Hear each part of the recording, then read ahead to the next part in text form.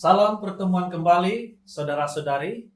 Sekali lagi kita bersyukur kepada Tuhan. Oleh karena pada kebaktian pertengahan minggu pada kali ini, kita boleh bersama-sama dan boleh menyambung semula pelajaran daripada minggu yang lalu tentang kehidupan di dalam pandangan Allah.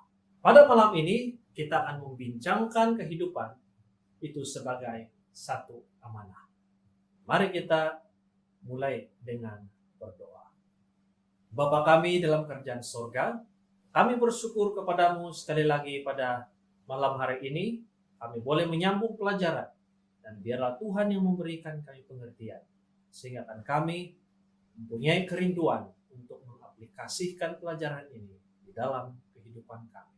Dalam nama Yesus kami berdoa. Amin. Kehidupan di bumi ini adalah amanah. Ia adalah gambaran kedua Alkitab tentang kehidupan. Masa kita di dunia, tenaga kita, kecerdasan kita, peluang kita, hubungan kita, dan segala sumber sesuatu itu adalah anugerah daripada Tuhan.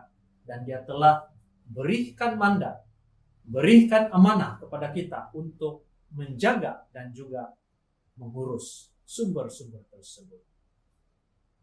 Kita adalah pengelola akan apa saja yang Tuhan telah berikan kepada kita. Ini merupakan konsep penata layanan yang bermula dengan pengakuan kita bahwa Allah itu adalah pemilik untuk segala sesuatu yang baik di muka bumi ini. Alkitab berkata, Tuhanlah yang mempunyai bumi serta segala isinya dan dunia serta yang ada di dalamnya. Mazmur 24 ayat 1. Saudara-saudari, kita tidak pernah memiliki apa-apa di dalam dunia ini. Kita hanya meminjam, kita hanya menggunakan sementara kita masih hidup di dalam dunia ini. Allah hanya memberikan kita peluang untuk menggunakan apa yang ada di muka bumi ini. Namun dalam masa yang sama, kita perlu menghargai dengan menjaga apa yang Tuhan telah berikan atau pinjamkan kepada kita. Ia adalah harta Tuhan sebelum kita tiba di bumi ini. Dan Allah akan meminjamkan juga kepada orang lain selepas kita meninggal dunia. Anda hanya dapat menikmatinya untuk sementara waktu saja. Setelah Tuhan menyelesaikan penciptaan, Dia telah memberikan satu amanah yang penting kepada Adam dan Hawa. Mereka telah diberikan amanah untuk menjaga ciptaannya dengan memberikan mandat kepada mereka sebagai pemegang amanah harta Tuhan ini. Dalam Kejadian 1 ayat 28, Allah memberkati mereka, lalu Allah berfirman kepada mereka, beranak cuculah dan bertambah banyaklah, penuhilah bumi dan taklukkanlah itu. Berkuasalah atas ikan-ikan di laut dan burung-burung di udara, dan atas segala binatang yang merayap di bumi. Pekerjaan pertama yang Allah telah berikan kepada manusia adalah mengurus dan menjaga ciptaan Tuhan yang berada di bumi ini. Mandat ini tidak pernah dimansuhkan. Ia adalah sebahagian daripada tujuan kita wujud di bumi ini pada hari ini. Semua yang kita nikmati adalah amanah dari Tuhan yang Dia letakkan kepercayaan kepada kita. Alkitab mengatakan dalam 1 Korintus pasal 4 ayat 7, sebab siapakah yang menganggap engkau begitu penting, dan apakah yang engkau punyai yang tidak engkau terima? Dan jika engkau memang menerimanya, mengapakah engkau memegahkan diri seolah-olah engkau tidak menerimanya? Beberapa tahun yang lalu, semasa saya berada di Thailand, ada seorang kawan. Dia ini begitu baik sekali. Dia telah memberikan motosikalnya untuk dipinjam pada saya untuk kegunaan harian. Ini adalah satu berkat yang besar yang saya terima, yang saya pernah alami. Karena motosikal ini sangat penting, sangat membantu di dalam urusan saya. Kawan saya memberitahu kepada saya bahwa kamu boleh gunakan sepenuhnya motosikal ini seperti milik Anda.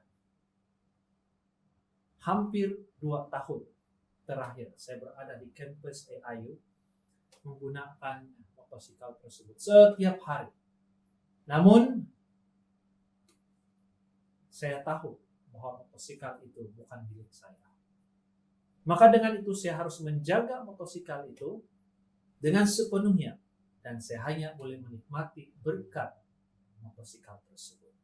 Lazimnya di dalam budaya kita, jika Anda tidak memilikinya, Anda tidak mau menjaganya dengan sebaik mungkin. Tetapi hidup seorang Kristen mempunyai standar yang lebih tinggi. Oleh karena Tuhan memiliki, saya mesti mengambil penjagaan yang terbaik, yang semampunya. Alkitab berkata, yang akhirnya dituntut dari pelayan-pelayan yang demikian ialah bahwa mereka ternyata dapat dipercayai. 1 Korintus 4 ayat 2. Yesus sering merujuk kepada kehidupan sebagai amanah dan memberitahu banyak cerita untuk menggambarkan tanggung jawab ini terhadap Tuhan. Matius 25 ayat 14 sehingga 29. Cerita di dalam ayat itu mengenai perumpamaan talenta, yang mana majikan telah berikan amanah kepada pekerja-pekerjanya sementara dia outstation atau keluar daripada tempat di mana dia berada. Apabila majikan itu kembali, dia akan menilai tanggung jawab bagi setiap pekerjanya dan memberikan ganjaran kepada satu persatu mereka menurut tanggung jawab yang mereka sudah laksanakan.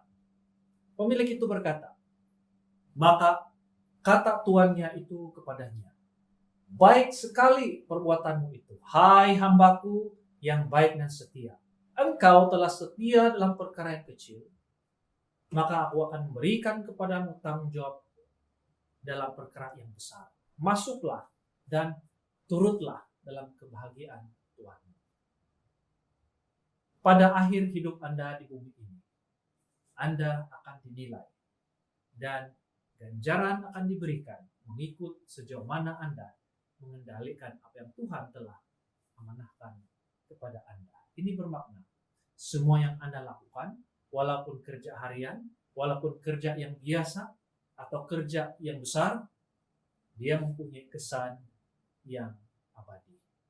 Jika Anda melakukan segala-galanya sebagai amanah, Allah menjanjikan anugerah yang kekal. Yang pertama, Tuhan menyatakan Anda telah melakukan pekerjaan yang baik. Tahniah.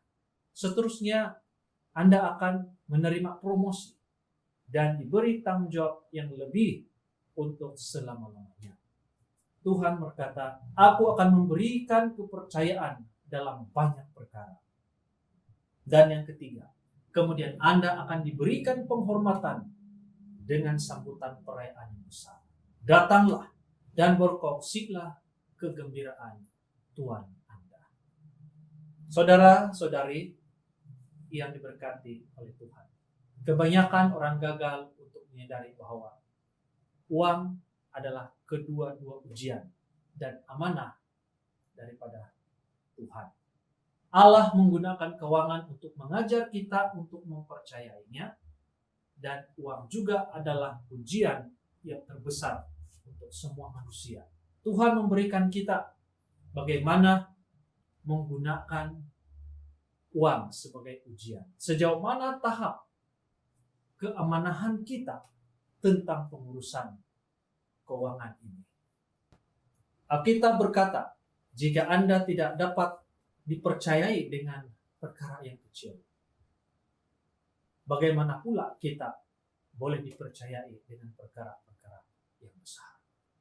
Saudara-saudari yang dikasihi Tuhan, Ini adalah kebenaran yang sangat penting. Tuhan berkata, ada hubungan langsung antara bagaimana saya menggunakan uang saya dan kualiti hidup rohani saya. Bagaimana saya mengurus uang saya.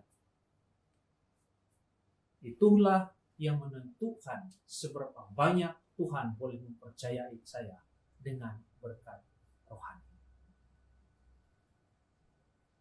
Jika pertanyaan seperti ini datang kepada Anda, bagaimana kita untuk menjawabnya?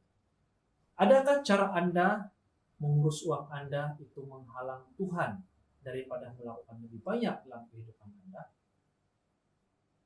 Bolehkah Anda dipercayai dengan kekayaan rohani yang Tuhan telah berikan kepada Anda? Tetapi barang siapa tidak tahu akan kehendak Tuhannya dan melakukan apa yang harus mendatangkan pukulan, ia akan menerima pukulan sedikit. Setiap orang yang kepadanya banyak diberi, daripadanya akan banyak dituntut.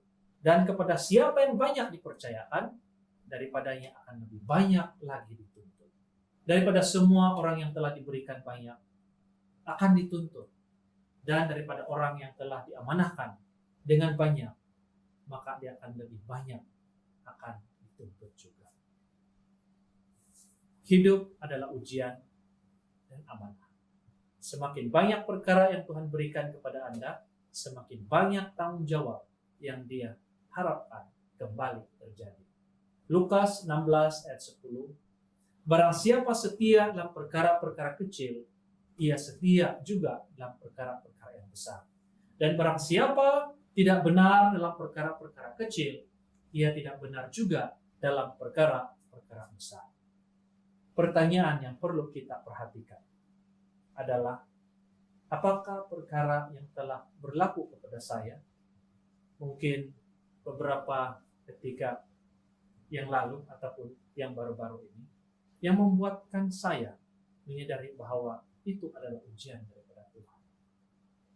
Apakah perkara yang paling besar yang Allah telah amanahkan kepada saya? Semoga pertanyaan itu kita boleh menjawab secara pribadi masing-masing kita.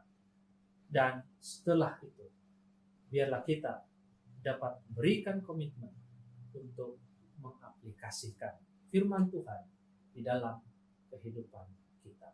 Semoga kita diberkati dengan pelajaran yang sederhana pada petang ini, dan kita akan bertemu lagi pada minggu yang akan datang. Mari kita bersatu di dalam doa. Maha besar Allah Bapa kami dalam kerajaan sorga, kami bersyukur kepadamu karena petang ini sekali lagi kami mendapat pengertian sedikit bahwa kehidupan ini merupakan amanah yang mana Tuhan telah memberikan kepada kami tanggung jawab untuk mengelola, memelihara harta Tuhan sementara kami berada di bumi ini. Biarlah Engkau memberikan kami hikmat dan juga kebijaksanaan sehingga kami dapat melaksanakan perkara ini di dalam kehidupan kami, sehingga nama Tuhan dapat dipermuliakan. Di dalam nama Yesus Kristus kami berdoa. Amin. Showers of blessing we need. Mercy drops round us are falling, but for the showers we plead. There shall be showers of blessing, this is the promise of love. There shall be seasons refreshing, sent from the Savior above. There shall be showers of blessing we need. Mercy drops round us are falling, but for the showers we plead. There shall be showers of blessing, precious reviving again, over the hills and the valleys, sound of abundance of rain. There shall be showers of blessing we need. Mercy drops round us are falling, but for the showers we plead. There shall be showers of blessing, send them upon us, O Lord. Grant to us now a refreshing, come and now honor thy word. Showers of blessing we need. Mercy drops round us are falling, but for the showers we plead.